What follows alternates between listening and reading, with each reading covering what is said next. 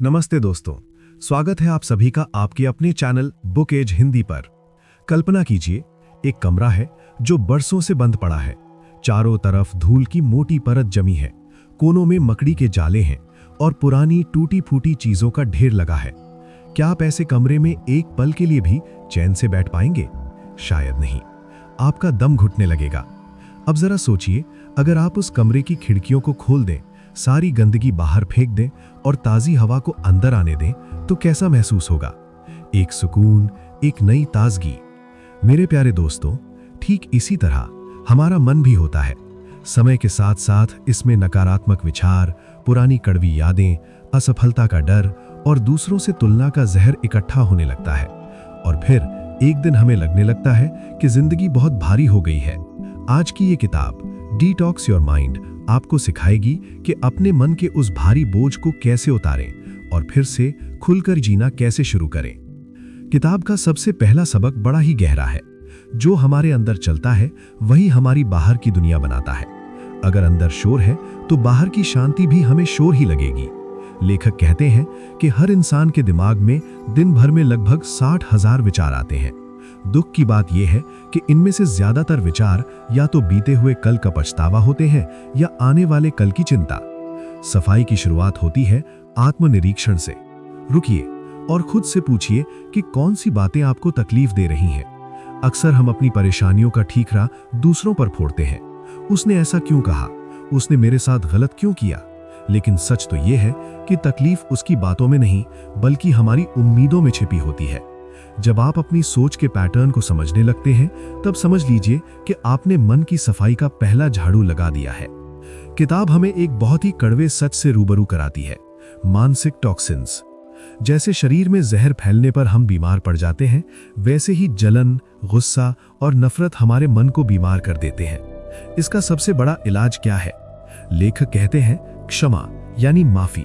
माफी दूसरों के लिए नहीं बल्कि खुद के लिए जरूरी है। जब आप किसी को माफ नहीं करते तो आप उस इंसान और उस कड़वी याद की जंजीर से खुद को बांध लेते हैं। उस जंजीर को तोड़िए और सिर्फ दूसरों को ही नहीं, खुद को भी माफ करना सीखिए। हमने जो गलतियां की उनसे सबक लीजिए और उन्हें वहीं छोड़कर आगे बढ़िए। खुद को प्यार करना और खुद पर दया करना मन को साफ करने का सबसे बेहतरीन तरीका है।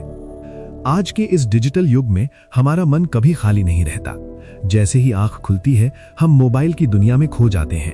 दूसरों की चमक धमक वाली जिंदगी देखकर अपनी साधारण जिंदगी को कोसने लगते हैं।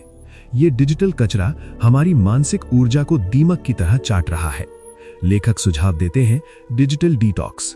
हफ्ते में कम से कम एक दिन या दिन में कुछ घंटे ऐसे रखिए जहां आपके और आपकी खामोशी के बीच कोई गैजेट ना हो। इसके साथ ही सामाजिक डिटॉक्स भी जरूरी है। अगर आपकी संगति में ऐसे लोग हैं जो हर वक्त शिकायत करते हैं या आपको छोटा महसूस कराते हैं, तो उनसे दूरी बना लेना ही बुद्धिमानी है। याद रखिए, आप उन्हीं लोगों का हिस्सा बन जाते हैं जिनके साथ आप अपना सबसे ज्यादा समय बिताते हैं। मन की गहरी सफाई के लिए लेखक ने मेडिटेशन यानी ध्यान को सबसे शक्तिशाली बताया है।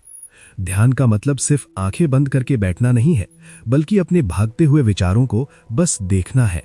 शुरुआत में मन बहुत भटकेगा, पुरानी यादें परेशान करेंगी, लेकिन जैसे जैसे आप अभ्यास करेंगे, अंदर एक स्थिरता आने लगेगी। इसके साथ ही कृतज्ञता यानी ग्रैटिट्यूड की आदत डालिए।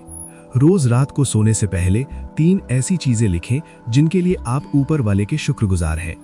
जब आप छोटी छोटी खुशियों पर ध्यान देना शुरू करते हैं, तो बड़ी परेशानियां अपने आप बौनी लगने लगती हैं। दोस्तों, मन की सफाई कोई एक दिन का काम नहीं है, ये एक सफर है। जैसे आप रोज नहाते हैं, वैसे ही मन को भी रोज धोना पड़ता है। कभी ध्यान के जल से, तो कभी आत्मनिरीक्षण के साबुन से, तो कभी क्षमा के तेल से।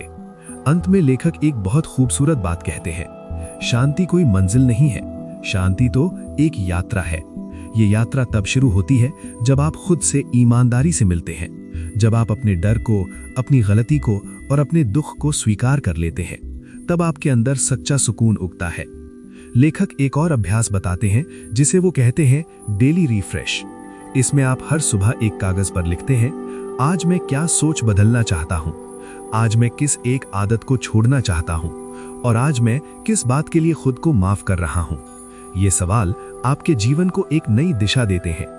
याद रखिए, आप इंसान हैं, मशीन नहीं। हम थकते हैं, हम टूटते हैं, हम डरते हैं, लेकिन हम दोबारा जुड़ सकते हैं, दोबारा खड़े हो सकते हैं और फिर से मुस्कुरा सकते हैं। अगली बार जब जीवन भारी लगे, जब मन भरा भरा सा लगे, तब एक गहरी सांस लीजिए, अपनी आंखें बंद कीजिए और खुद से कहिए, मैं तैयार हूं खुद को हल्का करने के लिए, मैं तैयार हूं एक शांत और सुंदर जीवन के लिए। यही है डिटॉक्स योर माइंड की आत्मा। जाने से पहले मेरा आपसे एक सवाल है, अगर आपको अपने मन से सिर्फ एक ऐसी सोच हटानी हो जो आपको हमेशा परेशान करती है, तो वो क्या होगी? कमेंट में जरूर बताइएगा। आपके जवाब का इंतजार रहेगा। मिलते हैं अगली वीडियो में एक और शानदार किताब के साथ। धन्यवाद।